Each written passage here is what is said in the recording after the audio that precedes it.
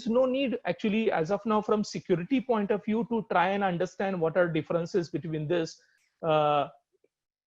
We can for time being assume that these are controllers which are taking care of their respective operations.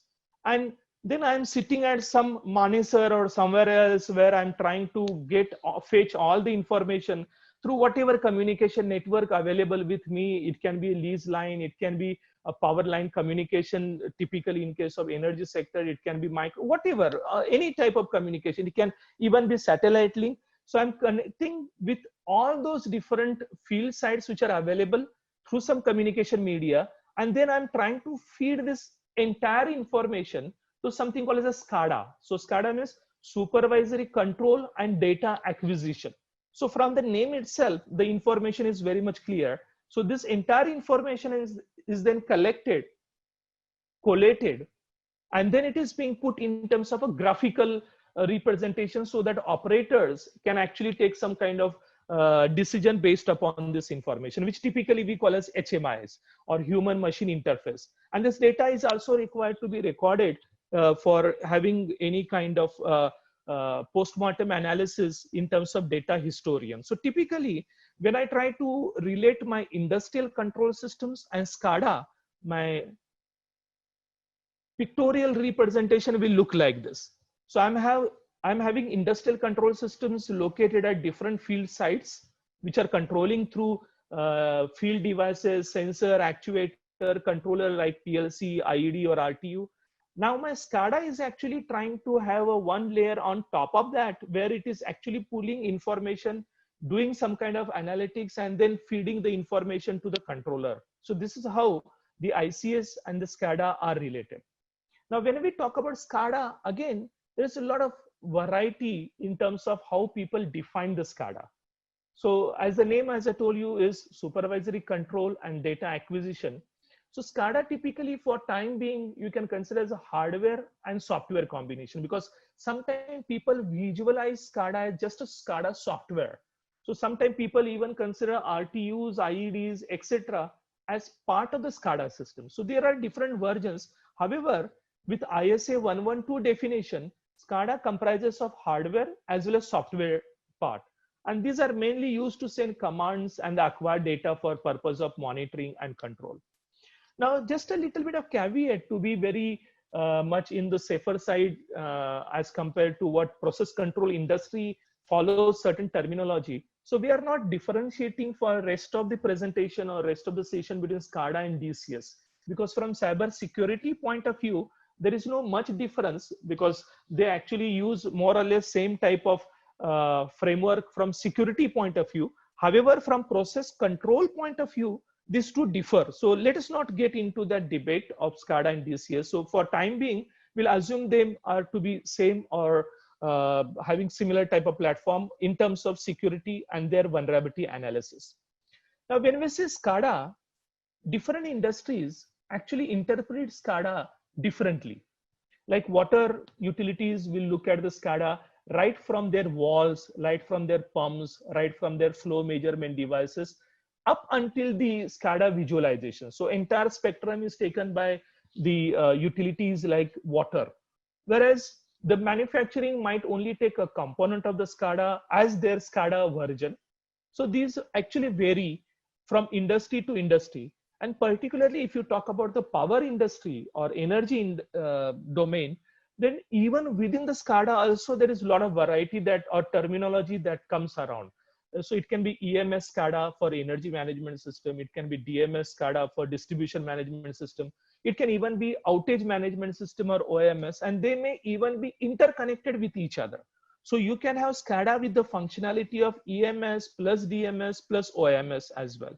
So every industry, so conclusion of this particular slide is SCADA by the terminology is very vague. Every industry interprets where their SCADA system begins and where their SCADA system ends, depending upon their perspective. And every industry is true or correct in their interpretation. However, because there need to be some kind of uniformity, so SCADA is typically looked into by a commonly accepted model called as Purdue model, or it is also being adopted by ISA, International Society for Automation. They have actually tried to convert this into different layers. And from cyber security point of view, it is very important to understand these different layers, because then you can understand from where this notion of air gap comes in picture, and from where the notion of the cyber attack on OT or operational technology comes in picture, and how they are different as compared to usual cyber attacks on the IT environment. So if you can see at the lowest level, which is called as level 0, is what we are having: field devices, where we are having sensors and actuators which are measuring various parameters of the process, which are actually influencing the parameters of the process in terms of walls, controllers, etc. A level above, that is level 1, is where the control level begins, where you have programmable logical controllers, where you have remote terminal units, where you have IEDs, where you are having safety instrumentation systems. So basic control comes in terms of level 1. Now, cyber attack actually begins right at the level 1. Level 0, there are certain cyber attacks, typically wherein the information from the sensors or actuator is communicated in some digital format. There are certain attacks. However, since these are actually physically protected most of the time, cyber attacks actually begins from the level 1 onwards. Level 2 is the most vulnerable part from cyber security point of view, where a lot of cyber attacks are reported on HMIs. So human machine interface. Sometimes it is even being called as a hacker machine interface in terms of industrial control system, because maximum times the cyber attacks are found to be happening from this layer along with the SCADA systems. Further vulnerable level is actually level 3, wherein you are having MES, where you are having the historians, where the SCADA data and other information of process is stored. And then beyond this level 3, what begins in level 4 and level 5 is typical IT or enterprise zone, wherein entire information of the plant is required to be communicated over a public lines or even leased lines or dedicated lines to the corporate network or enterprise zone. And then you are having immense number of possibilities in terms of cyber attacks. So this is a typical IT type of environment, for which I think everybody who are associated with the Nalcon community are more or less well versed with this cyber related incidences or vulnerabilities in level 4 and 5. So if you see from the industrial control system or SCADA, you can visualize this from cyber security point of view in increasing possibility or exposure for the cyber attack from level 0, 1, 2, 3, 4, 5. Now, there is a little bit of now ambiguity with this industrial IoT devices coming up, because then these levels are a little bit diluted in case of IoT devices, because your sensors or actuator, they themselves have some ability to do the analytics and get connected to cloud computing environment, which may go in an enterprise zone. So these levels are for a traditional OT environment. However, for IoT type of devices, these layers will not be very clear. They will be vague kind of compartment when you talk about IoT. But let us keep that IoT a bit apart right now, the industry 4.0 IoT. We will touch it upon in some subsequent time. But traditional OT or traditional ICS SCADA is something, it looks in this manner. Now let's try to venture into the security aspect of this. Let's try to look at the pictorial viewpoint of this model, Purdue model or ISA model that we talked about.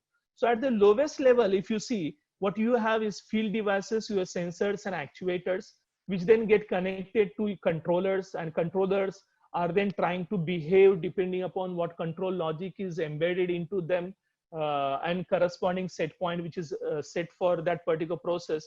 And this data flow actually happens through these SCADA systems. So this is what the idea that we talked about up till now. Now, one thing you must have very well understood, that since if you consider oil refinery or if you consider energy network, these are very complicated, and the field devices which are used in this will be of huge variety. So they may not be talking in the same language to the controller, or for that matter, in the entire process. So every device, they may be talking to each other or talking to SCADA or talking to controller in different type of language, which we typically call as a protocols. And the biggest problem from the security point of view is these protocols are legacy protocols, somewhere in the 1960s, 70, 80 that they were built. At that time, there was no security by design kind of concept available because nobody had thought that this kind of systems were ever come under cyber attack. So these are plain text type of protocol. There is no encryption available and there is no thought process given in terms of security vulnerabilities related to this. And number of protocols are huge. There are thousands of protocols actually. If we go on listing, that itself may take one whole session. But the most popular one are, I have listed it down in the left hand side. Modbus is something which is very common. Almost 60 to 70% of contribution is from Modbus in terms of ICS protocol. Then depending upon in which geography you are and which particular domain you are, accordingly, you may be having protocols like DNP3, which is typically used in North American for oil and gas mainly. OPC and OPC UA are the protocols which are becoming much popular now, particularly with the advent of IoT related stuffs in case of SCADA systems. For energy sector, 61850, 60870 and their versions 101, 104, 105, etc. are very much popular. And ICCP is again a popular protocol which is used in case of SCADA systems for energy network. Typically, when you are having spread across kilometers where you need to have one substation to another substation communication to happen. Now, from security point of view, having understood this basic idea, let's try to see where are those vulnerabilities, means from where the cyber attacks are emerging, or what are those attack surface or attack vectors which are emerging into the SCADA systems or ICS systems. Let us first try to understand, when I say SCADA, what is there inside and how actually it functions, so that those people who are already into the security, they will immediately start pointing out that these are the possibilities of vulnerabilities or attack vectors. So as we had just talked about, that my field devices, which are shown here at the right hand side bottom, which are measuring process, etc., process variables, etc., and passing on this information to controllers and the SCADA, they talk in different protocol. So for example, let us say I'm having in my system a device which talks in the DNP3 protocol. So in that case, this DNP3 device, which is communicating in its particular protocol, has to be understood by my SCADA system. So the first level of the SCADA system is of process interface, which is shown here in this table, if you can see here as a process interface.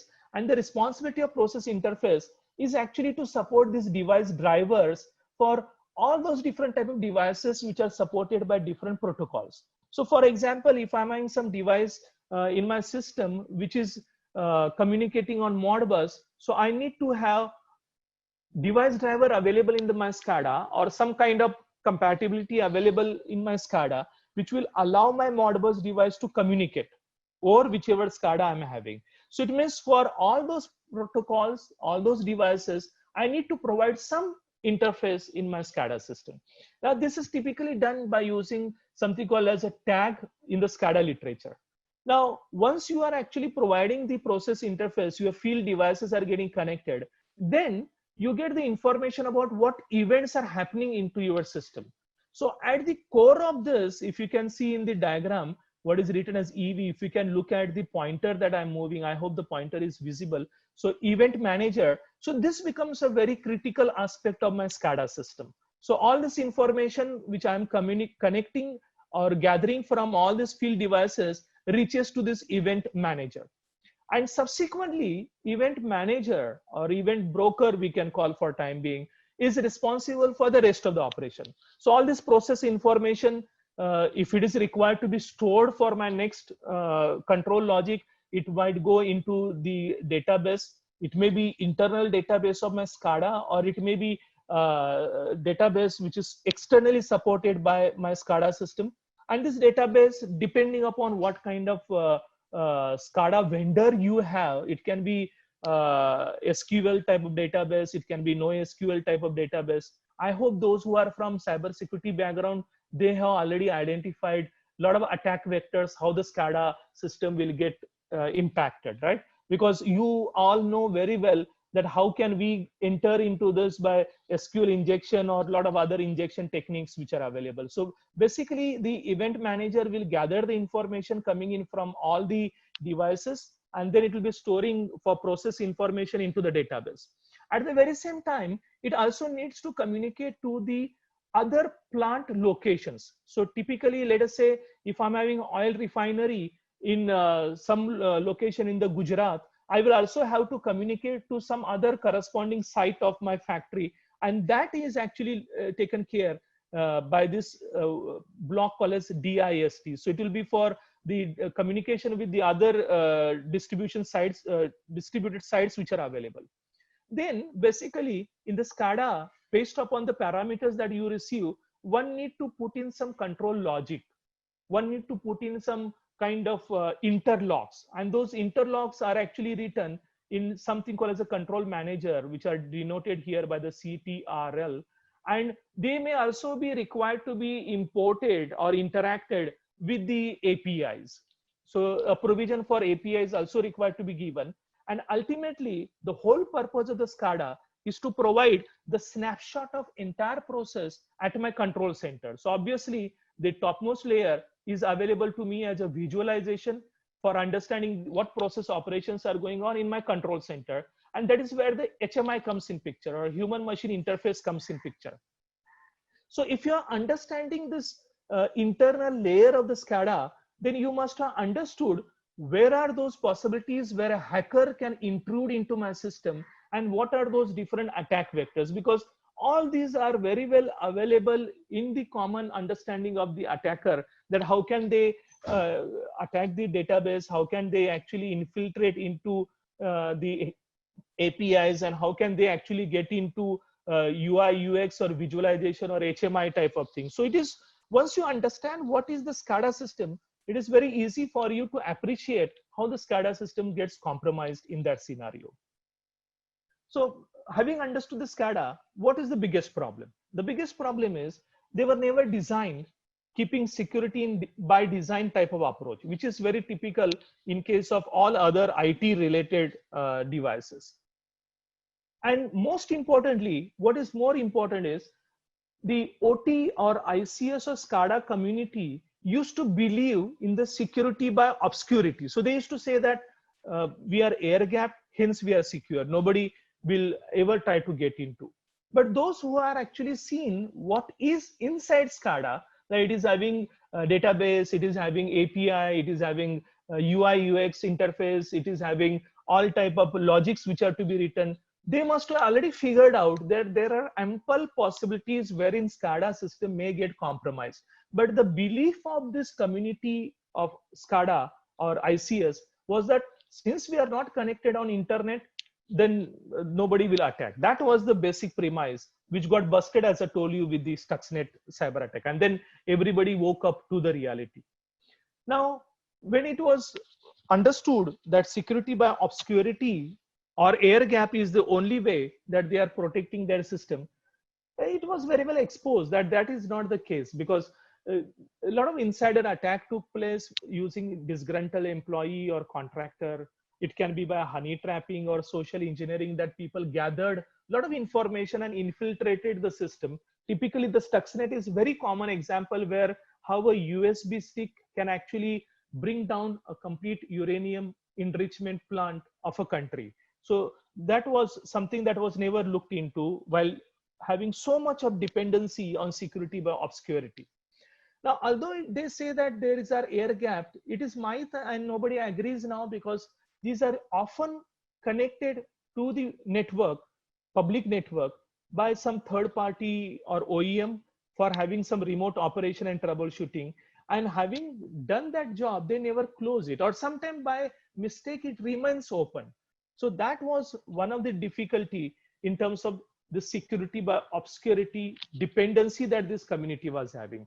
And further, the entire myth was again busted by the project called as Shodan. You can actually Google it down, and many of you may already be aware that they identified that those devices, industrial control system devices like PLCs and other things, they are all actually available, visible, and exposed onto the internet. The devices which are used for power plant, devices which are used for wind turbine, all are actually exposed on the internet. And that was the most biggest eye opener.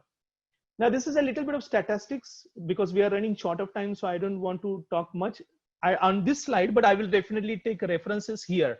Now, this will be my main slide, which actually covers the cyber attack vectors in terms of SCADA. So let us focus on this. So this will be merging of ICS SCADA with the cyber security perspective. So let us focus more on this slide. So there are two slides which are most important. One out of this is one slide.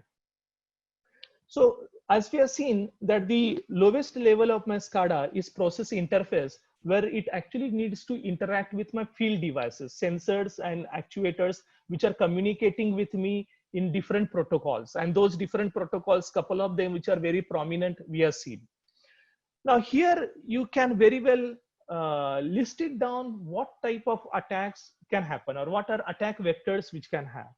Basically, as I told you, these are all legacy protocols developed in some 1960, 1970 or 1980s, except for very few protocols which has came very recently, like IEC 61850, etc. But otherwise, almost 80 to 90% protocols are clear text protocols. It means there is no encryption at all. Whoever get access, as far as eavesdropping is concerned, you can actually listen to entire communication, what is happening from the device to the SCADA system, because by design itself, this itself is having a biggest problem in terms of clear text. Authentication was never a concern for this because they used to feel that these devices are fenced. Geofencing was done because if you talk about the oil refinery or petrochemical plant, it always used to be having a geofencing.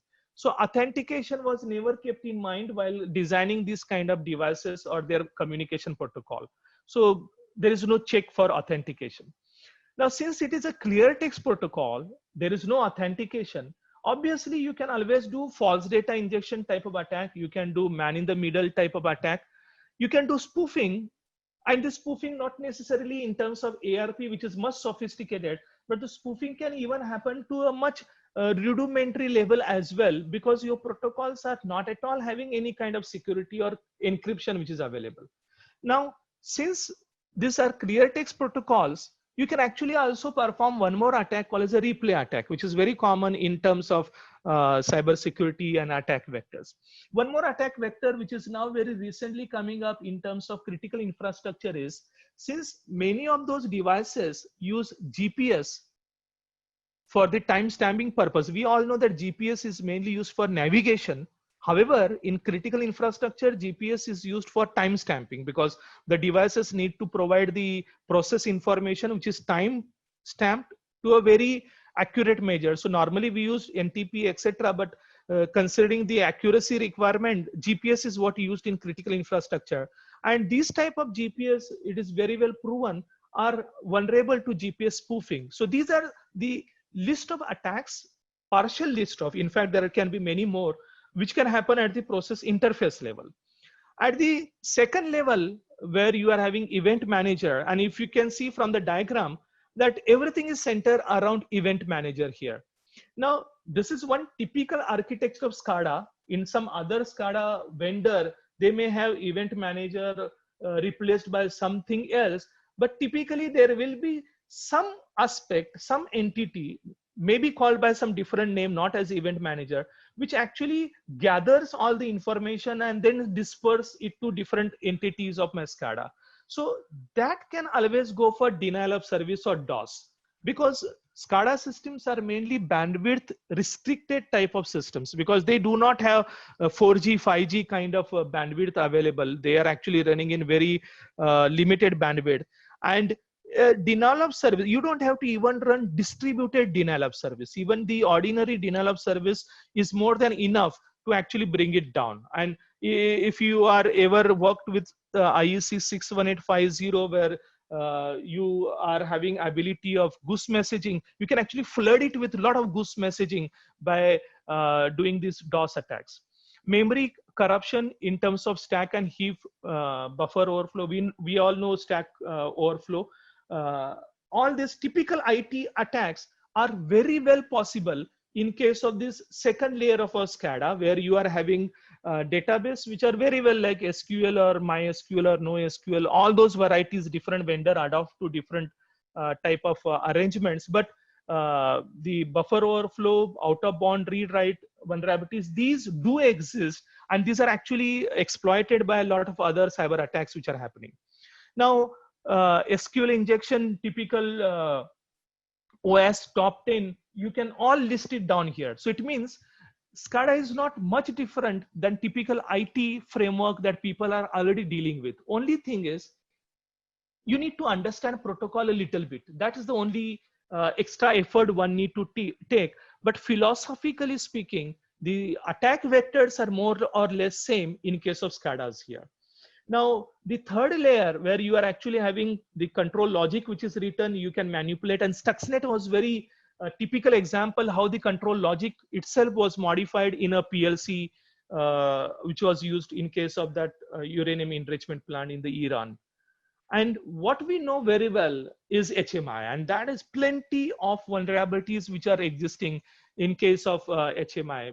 Sometime back, I told you it is not a human machine interface, but it is more or less like hacker machine interface, where any hacker can get hooked into with a little bit of knowledge about how the SCADA system works. One typical example of is Ukrainian power grid attack, where they tried to get into the HMI and then perform privilege escalation attack to bring the entire network down. So these are all those vulnerabilities at each and every layer of the SCADA systems. So what I wanted to communicate to you with this particular slide is that SCADA systems are not that different as compared to your typical IT systems, because they are more or less having similar type of framework. Only difference which is available here is the way in which their protocol talks actually, because if you want to attack this, then you need to have understanding of the protocol, how this Profibus works, or how this Modbus works, or how this IEC 61850 works. And then when this Black Energy 3 attack took place on the Ukrainian power grid and in Destroyer, they typically exploited these protocols and then launched a massive cyber attack on industrial control system or the SCADA systems. So I hope this slide is a bit clear. I just, we are running out of time. I'm just requesting some, if I'm allowed, because I need to, if I do not make a reference to the Stuxnet, then this talk will be incomplete. So let us make a little bit of reference. Although it will be a passing reference, somebody can actually talk for hours on this Stuxnet because it is so celebrated attack and so glorified attack. But to understand how people actually get into the industrial control system, this actually highlights a lot of things. So let me spend some 2-3 minutes on giving you a flavor, so that once having understood the vulnerabilities in different layers of this ICS SCADA, let's try to see how in a typical example those were exploited.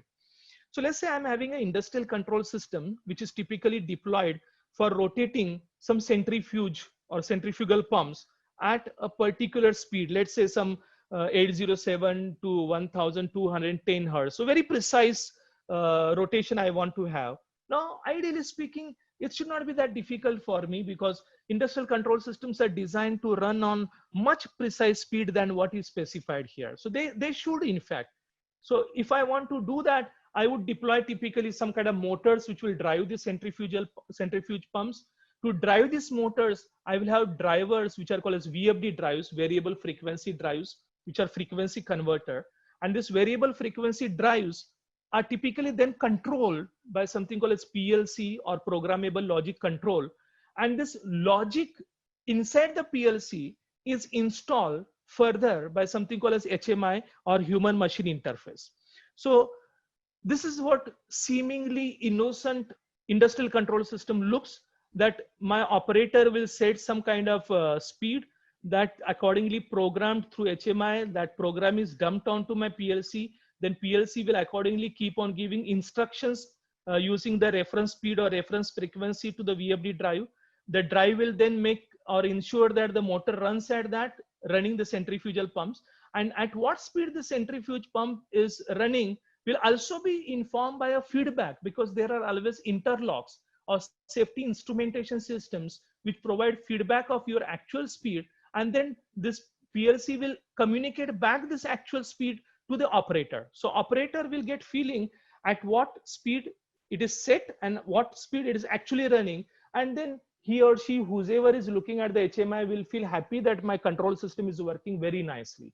Now, this is what it's supposed to do in all ordinary type of incidences. However, this did not happen in case of the Stuxnet. So when the, by the way, this HMI will be a kind of PC where a specific software of that particular PLC is provided by which you can do the programming, because the PLCs are not programming the typical C, C++ type of languages. They're programmed in very kind of domain specific languages. This is typically called as ladder logic. Sometimes it's called as STL, and there are different manufacturers are having different type of programming environment. So for that, there is a provision made available where you can have HMI, wherein you can load this, and then it will be installed into the PLC. So this was supposed to work in that way, and it works actually most of the time, except when it was supposed to work in Iranian nuclear power plant where uranium enrichment was happening. And then it was well-known Stuxnet which happened, and it is very celebrated ICS SCADA cyber attack.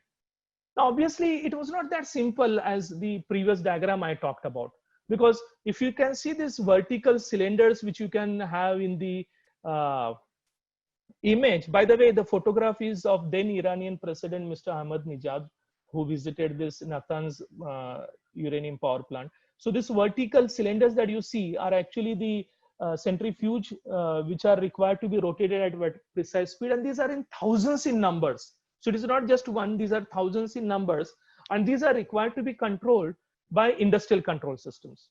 Now, when we talk about the security by obscurity or air gap, etc., as I was talking about in earlier couple of slides, that this got busted entirely when people try to do reverse engineering or malware analysis of Stuxnet, and they observe that the attacker or hacker were knowing precisely what model of PLC was used, what operating system it was having, to the details, that what kind of VFD drive is available, and that VFD drive is having what manufacturer ID in the Profibus protocol as well.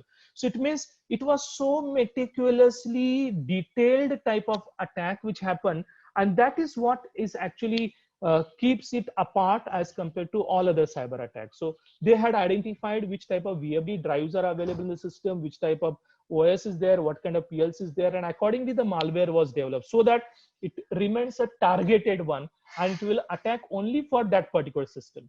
So what, briefly in 1 minute, if I can complete this. So what it was supposed to do was to rotate at some specific frequency of 807 to 1210 Hertz, as I told you. Let us not, because we do not have time, so let us not discuss about how it actually enters. Let's focus only on the ICS cyber part. How it enters into the system is again more interesting, but that will take a lot of time, which we do not have. So basically, to make this centrifuge to rotate at this, I need to write a program inside the PLC, and that installation of the program will happen with the HMI, for which it actually needs to use certain DLL files, and these DLL files are actually responsible for providing communication. If you can see in the arrows that I'm moving around in the screen, the step 7 part is actually from the HMI computer, which is available here. So where programmer is writing, and when it is actually trying to read or write onto the PLC, that is done by the DLL file. So the particular PLC was supposed to have a specific DLL file, and this Stuxnet actually made a version of this DLL file, renamed the original DLL file by something else, and this was very typical. If you can actually see, kind of man in the middle type of attack which is happening, combined with something called as replay attack, and combined with something called the spoofing attack. So 2-3 different flavors are added together. And how it is actually, what it is doing is, So my operator will be writing a program saying that you run at some 807 hertz. That has to go to the PLC, and that read or write into the PLC would be enforced by .dll file, a particular. So what this corrupted .dll, stuxnet.dll file does is, rather than saying it to run at 807 hertz, it will write some kind of frequency which will damage my centrifugal pumps. So it may be very low or very high as compared to the set point. Now that will be then communicated to the PLC. Now PLC will then start directing my VFD drive with that reference frequency, and my centrifugal pumps will start rotating at that. Obviously, as you might have already understood, that there is interlock, there is safety instrumentation system where your actual speed also need to be provided to the operator in the HMI. So that actual speed obviously was something else, and that something else was communicated by VFD to PLC. It went up to this as actual speed. Now reading this actual speed from PLC back to HMI, this reverse path you can see has also to go from the Stuxnet. So this operator has commanded 807. It was corrupted by the Stuxnet to run at some undesirable speed. It rotated at the undesirable speed. That undesirable speed is reported to the PLC. However, while reading this back and then communicating this to the operator, it was shown as if it was 807 itself. So this HMI was getting the feeling, or the operator here was getting the feeling, that whatever was the set point, the actual speed was same and everything is all right. Whereas it was running at 2 hertz and then suddenly jumping to 1064 hertz. Now this sudden spin from 2 hertz to 1064 hertz was making the centrifugal pumps to burn out. And such, it is reported that around 2000 pumps were burned out because they were rotating at very undesirable speed, and the mechanical construction of this was not allowing this speed to function, because then there are some, since it is mechanical rotating devices, you cannot actually rotate it at 2 hertz and suddenly take it to 1064 hertz. So you can see how meticulously this all was planned. And since we do not have time, I have put a reference. If you are feeling it more interested, a lot of interesting stuff is already available in the public domain. One which I can recommend here is the dossier, which is published by Symantec, and it is already there in the public domain. So I'm not going how it entered into the system, etc., because of lack of time, but I have given a flavor how actually your industrial control systems can be impacted by these cyber attacks. So Stuxnet was just one example, as I told you. There are many application domains where this ICS and SCADA are available. So it means this ICS, SCADA, wherever these are there, these attack vectors are open, are available to get exploited.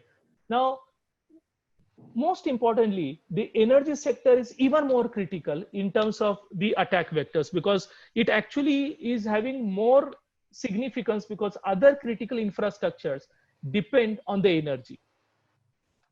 One more important aspect, specific aspect in fact, is that in case of energy, if you trigger a small event at one place, it actually can have a cascading impact which can lead down further to blackout. So it means, although the current blackouts which are listed, they are not having any cyber incidents at its basis, but it may so happen very soon in the future where the cyber attack may initiate a initiating event, and then the system may collapse because of this interconnected nature of the power grid. Now, these are some of the cyber attacks which has happened in the energy sector. One typical thing which was reported in around 6 months or so, that a SCADA system of a particular Chinese company was leaking the information to its server in China.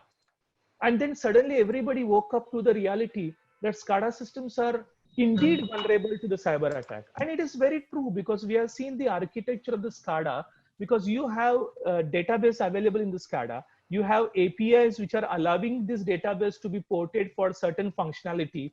So obviously it is quite possible that whatever SCADA information you are having, it can always be routed to the server somewhere else. And this was an eye-opener when this news came in the public domain, typically in the community of Power Network. And then people started identifying where are these kind of attack. And maybe 3 or 4 days back, our honorable power minister has announced that we will have our inbuilt capabilities in terms of Indian power sector. And they try to identify where are those SCADA systems of certain countries are located. And this particular news item was highlighted in the business world. Where are those SCADA systems which are actually critical from a power network point of view? Now, when this was not enough, that the SCADA system, ICS are perpetually under cyber attack, then entered a new elephant in the room, that is a IoT compliant SCADA. So nowadays, for last 2 years or so, everybody is talking about that our SCADA system is IoT compliant, our SCADA system is Industry 4.0 compliant. And believe me that this will be posing a grave concern in terms of cybersecurity, because what is happening in terms of this SCADA, which is compliant to IoT, is they are also trying to bring in some wearable devices which are connected to the SCADA systems. So the fleet management or employee management system is also being brought into the SCADA system, to the extent that even the video analytics is also streamed through the SCADA system here. So it means day by day, the SCADA systems are becoming more and more vulnerable as we are trying to embrace into the Industry 4.0 or IoT. So, sir, sorry to interrupt you. We just have the last couple of minutes. Yeah. So, so let's move on to the concluding part. So what? So basically, one thing we are removed from our mindset that OT network or ICS are not air gapped, and that we are ruled out. Now, I think I wanted to have 3 points to be covered. 2 I have covered, which was why should I look into ICS SCADA cybersecurity, that is motivation part.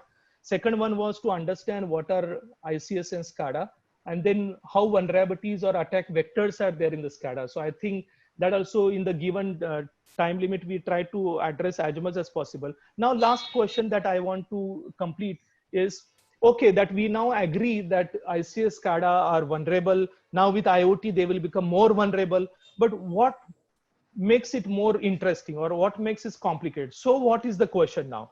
Do we not have even more complicated banking and financial systems, which we are very well managing, much secure by using firewalls, by having high-end encryption tools, by having antivirus? So let me end this session with one last slide. I will have to skip a few more. So this is the last slide that I will try to spare a couple of minutes, and then we can move on to the conclusion and the question answer session. So this will be the slide. So I told you there are 2 slides which are important. One where I try to give you layer-wise explanation of the SCADA vulnerabilities, and the second one is that if at all it is vulnerable, do we not have solutions to this? Because banking and finance is already managing such a complicated network for years altogether without having much of the problem. So let us try to understand what my OT networks makes me special. Now, OT stands for operational technology, or ICS SCADA combined together we'll call as OT here onwards. So on the left-hand side, you consider for banking and finance, and the right-hand side, you consider ICS and SCADA. So the biggest problem is, in case of IT network, we work in CIA triad where confidentiality is the most important one. And what differentiates my ICS and SCADA is availability is the most important one. And that puts me in a lot of trouble, because once availability or real time is the most important one, number one, I cannot go for high-end encryption. So AES, DES type of solutions are ruled out for me, because I cannot have encryption and decryption time, because my devices, my breakers, my switchgear devices need to operate in a certain critical time instance. And if that is not there for encryption, decryption, obviously it is useless for me. Secondly, my firewalls cannot understand the typical IT firewalls, commercial off-the-shelf type of firewalls do not understand my legacy protocol. So they will obviously not understanding what kind of traffic is going on in my network, wherein they're talking in different type of protocol. Although there are some manufacturers who are coming with OT protocols for their firewalls, but still there is a lot of difficulty. The most important one, which I would like to highlight here, is the patch management. Impossible as compared to the IT infrastructure, where IT you can quickly do patch management. It is not possible. You will come to know when I give you a statistics. And the last line there, and that decides your response is, in IT network, you have only two states of operation. Either your system is in normal operation or there is a cyber attack. However, in case of OT network or ICS, there are three states basically. That people actually do not understand this last sentence. I hope that this, at least the takeaway of this will be the last sentence, that in the ICS network, the system works in three different states. One is they are working normally. Second is there may be system fault. It means my power network may be down because of the system fault as well, because the under frequency relay has tripped, maybe over frequency relay has tripped. So there may be some system fault as well. And then the third possibility comes is the cyber attack. So why it is important is, it all depends upon my understanding of my state as far as incident response is concerned. Because when cyber attack happened on Ukrainian power grid, for first few hours, they were unable to figure out whether it is a usual fault or it is a cyber attack. And they could not do anything because they thought that this is a usual one, and they were trying their usual contingency planning, which normally happens. And as far as patch management is concerned, because even there is vulnerability, everybody knows that, but patch management is very challenging. Typically, on an average, it takes around 130 or 120 days at least to do the patch management. So I think these are the challenges which are available, along with the most important one, because if you have seen the cyber attack of Stuxnet or Ukrainian power grid, the threat actor is having highest security level 4 identified in this analogy, which is a nation state, where they are having unlimited resources and the motivation as well.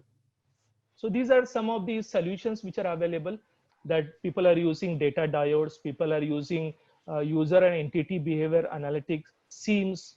Decoys is something which is being used for enlarging the lateral movement of the attacker. Industrial firewalls are being used. There are typical ideas which are available. And then most importantly, the cyber hygiene or policy for patch management. Now, I need to skip certain slides. The standards will be covered in the next part by one more speaker. So considering the time limit and already there is one more session planned. So I am just skipping this slide for ISC 62443, which is a very popular standard which is coming up. Finally, I'll conclude with this slide. This is the last slide of my presentation. So ICS and SCADA system play a vital role in critical infrastructure. We all agree about this. They're increasingly under cyber attack, and the cyber attack are not just any kind of stray hacker, but these are actually nation states. So obviously they have unlimited resources and high motivation. The might of air gap is long busted. We need to move on as quickly as possible. Conventional SCADA was anyway not prepared for cyber attack. We are further making it more complicated by IoT and CPS. So it needs to have more robust type of posture for the cyber security. New standards are coming in, new technologies are being used. Do not blindly borrow the solution space of IT cyber security as it is for the ICS and SCADA. And lastly, to end, the most important part is cyber hygiene. That is the key, where people are not changing their default password for long. And defense in depth is the key. You cannot have only one solution which takes care of all your cybersecurity needs. So with this, I conclude my session. Actually, I took more than the allocated time. Sorry, Nalcon team organizer for this. But this was the minimum which was required to be conveyed. Otherwise, it would not have made any kind of value addition to the attendees who are there. So I conclude here, and then we may have, if the time is available, we may have the question and answers. So thank you, Dr. Kazi, for this amazing informative session. I'm sure our participant must have found some important knowledge inputs from it. And sorry, audience, that we need to cut it due to like time constraint. We already passed by 20-25 minutes over. But like as we are running time, but we can take like 1 or 2 questions only. So Dr. Kazi, we are already getting questions on chat. Hope you can see them. What I will request is if you can moderate and select the questions, that will be better. Because it should not happen that I selected questions of my convenience and tried to answer that only. So maybe you can be impartial and you can select based on your time and importance of those questions. So that's again difficult for us to choose which question. So we'll choose one. So we got one question. The attendee has asked, what is the vulnerability of presently commercially available real-time simulators, especially in digital twin environments? Yeah, so there are a lot of simulators which are used in terms of ICS, SCADA, or particularly for the energy sector. And digital twin is something which is coming up much greatly. Now, all these digital twins are relying on hardware in loop real-time simulation platform. So in the market, there are a lot many such solutions which are available. One which is popular is RTDS, another one is Typhoon, one more is Opal RT. There are plenty of such kind of real-time simulation platforms which are available, which simulate different ICS protocols as well. And they simulate the industrial control system and process to the great authenticity in terms of the timing. So it's close to real time. Now, as far as vulnerabilities are concerned, all these RTDS platforms are precisely based on FPGA platforms. So one thing is you can either have vulnerabilities in terms of your embedded platform, which is used in case of this real-time simulators. And secondly, all these are having their own stacks in terms of protocols, which you can actually try to infiltrate into. So these are all vulnerable. It actually needs some effort or time to exploit those vulnerabilities. So the quick answer to this is yes, they are vulnerable. Thank you, sir. So I guess we need to cut short on one question only as we are running out of time. But thank you all for your support and participation for today's webinar session. And to continue the legacy of SCADA and IC security, we have like a couple of more sessions in this month on the same topic. So we have our upcoming webinar on assessing the security posture of ICS infrastructure and building resiliency against ICA 62443 standard by Chinkley Umaria and Neeraj Thakur on 15th of July. So looking forward to see you all there also. We wish you good health. Thank you all. Yeah, thank you very much for patient listening. Thank you, Nalcon team, for allowing me this opportunity, extended 30-minute time. Thank you very much. Sir, you're welcome, sir. Thank you for your time, sir. Thank you all.